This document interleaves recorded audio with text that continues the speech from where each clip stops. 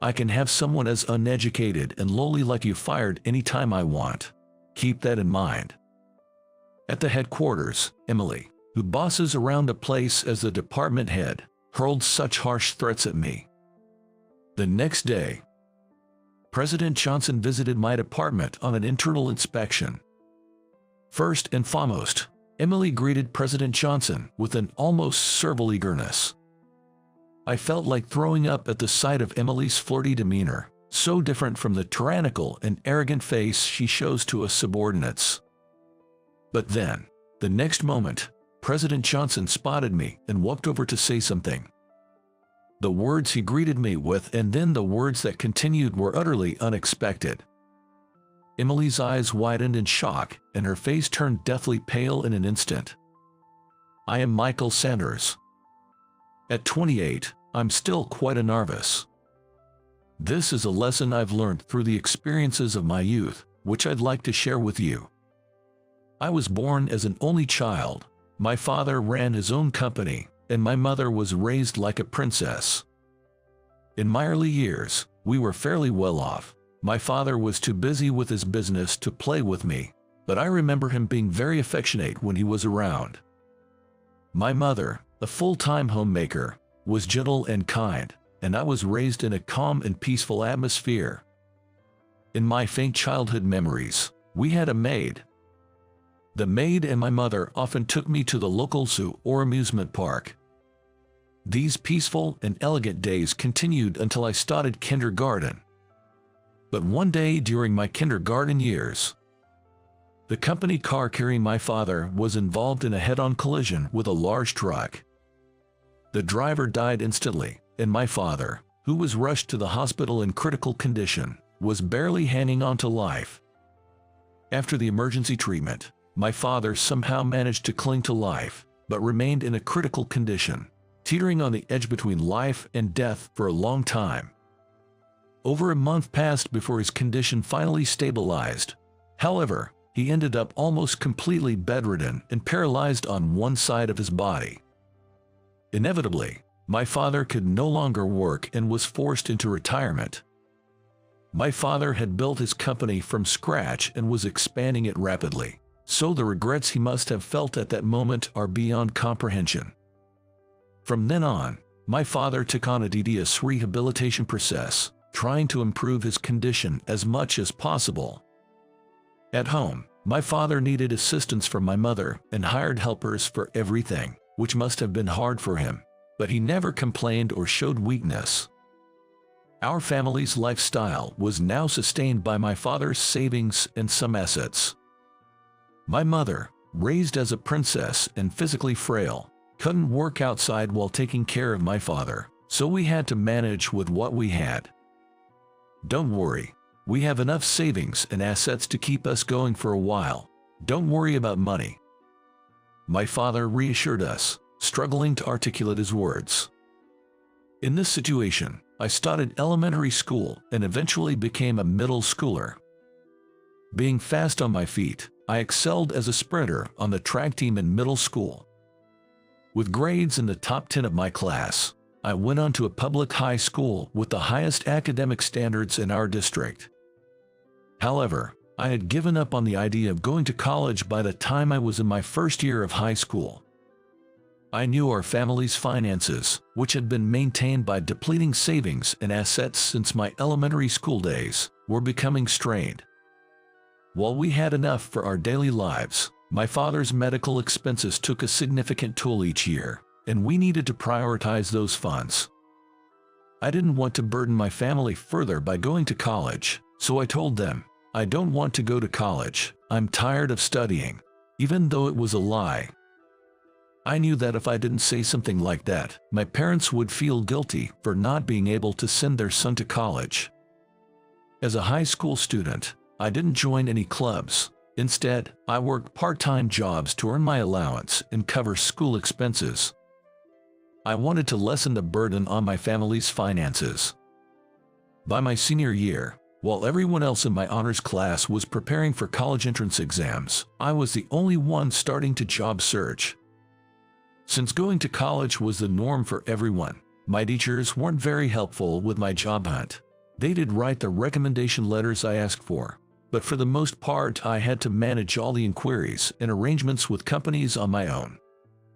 As a result, I received a job offer from a branch of a certain company I had hoped to join for specific reasons.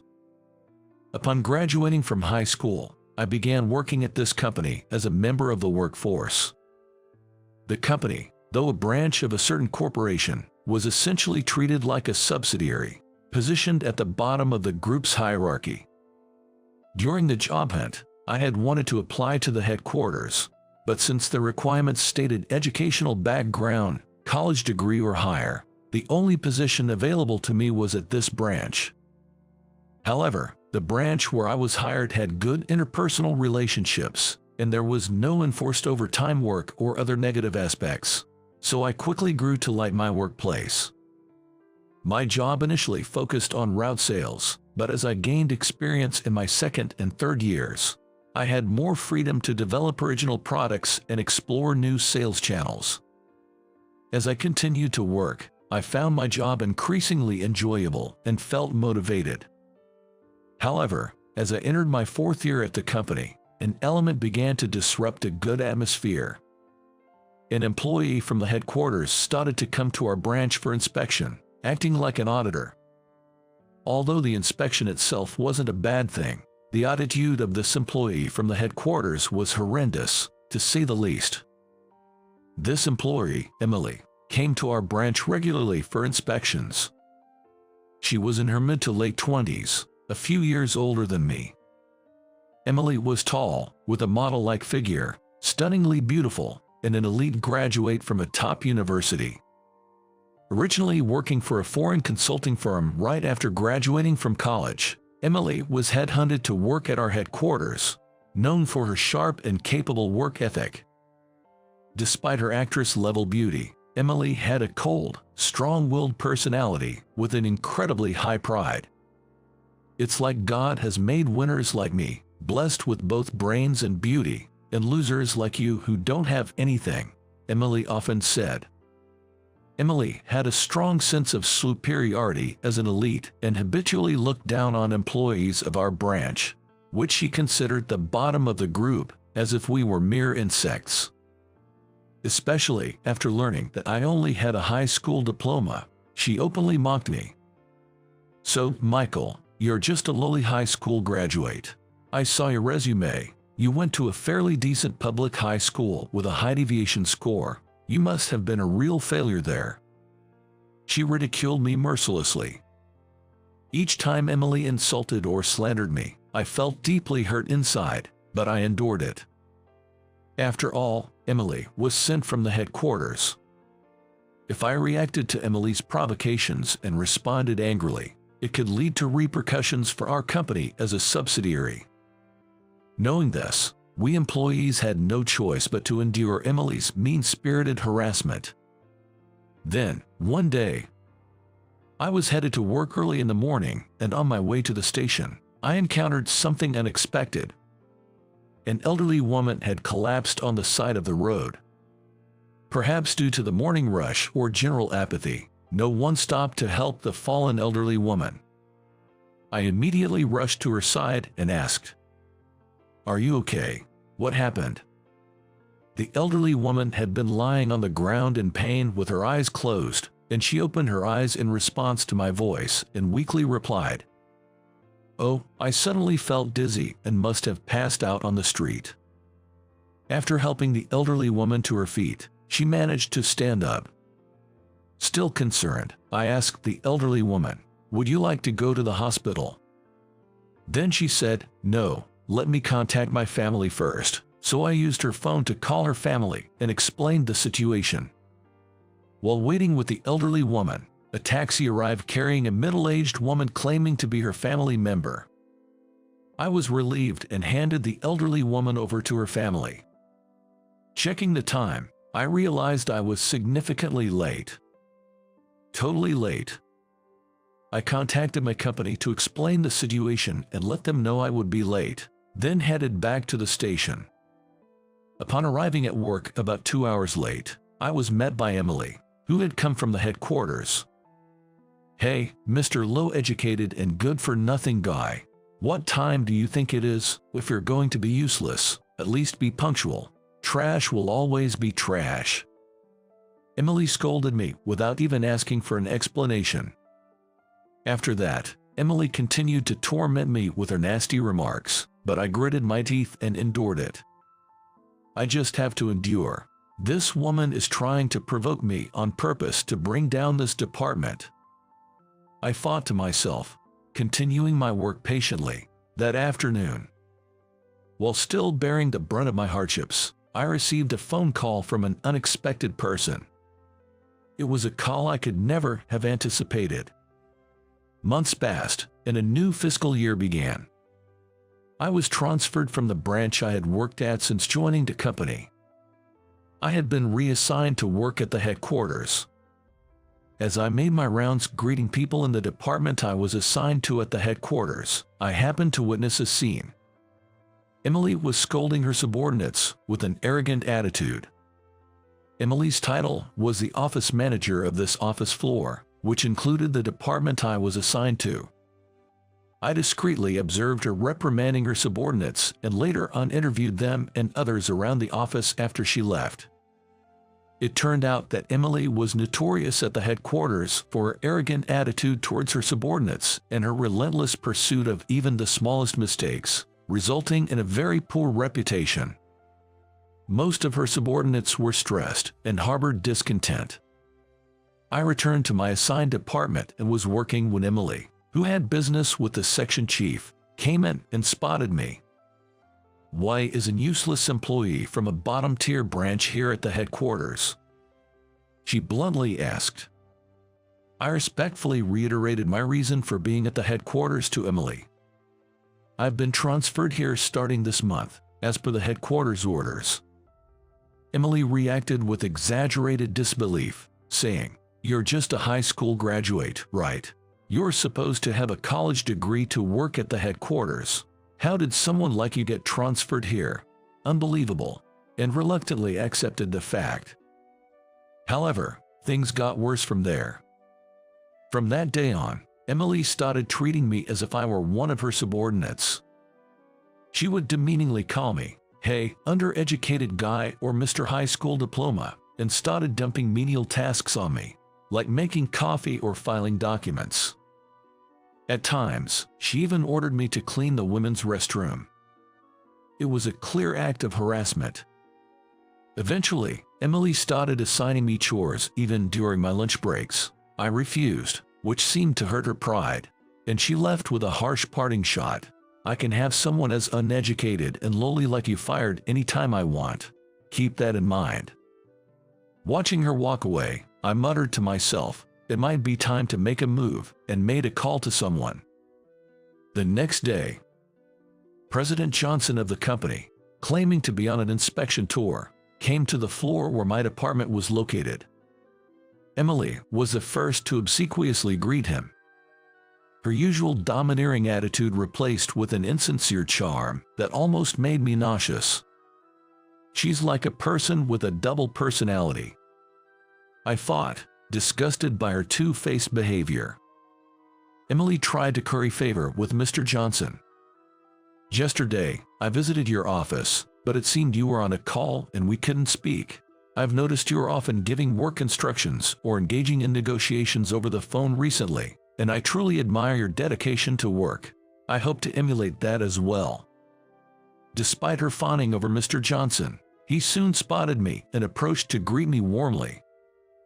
"Mr. Michael Sanders, the new president.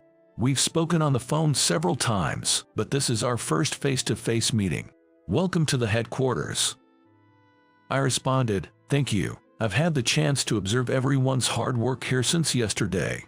I look forward to working with all of you." Upon hearing our exchange, Emily's face turned ashen. "New president, what do you mean? This high school graduate?" she stammered in disbelief. Mr. Johnson frowned at her interjection and sternly reprimanded her. "Emily, watch your language." He then proceeded to explain to a stunned Emily the surprising truths. This company was originally founded by my father. Due to a traffic accident that left him severely disabled, Mr. Johnson took over his duties. I was placed in a branch for training to assess my abilities as the founder's son. Mr. Johnson calmly explained these surprising truths, which were news to everyone except me. Emily, looking more shocked than anyone, was still not convinced by my sudden appointment as the new president and protested, "Even if that's the case, doesn't it seem odd? This is a large corporation with many branches and subsidiaries. Just because he's the founder's son, handing over the presidency to someone who hasn't even graduated from college is absurd." "Enough, Emily. Your discriminatory insults could constitute slander. Show some respect." Mr. Johnson scolded her firmly. He then calmly added more details. He explained that he had made the decision considering my character. The elderly lady I helped during my commute while at the branch was actually Mr. Johnson's mother, and upon learning this fact, he reached out to my father. Then, the details of how my character and capabilities were reevaluated, leading to the offer of the presidency, were thoroughly explained to both Emily and the other employees. According to Mr. Johnson, the board of directors and executive committee had already unanimously approved my appointment as the new president, with only the formal announcement at the shareholders' meeting remaining. Hearing this, Emily stood frozen in shock, while the rest of the employees erupted into applause. They congratulated me, saying, "Congratulations on your new appointment as president, and we're looking forward to working with you, President Sanders."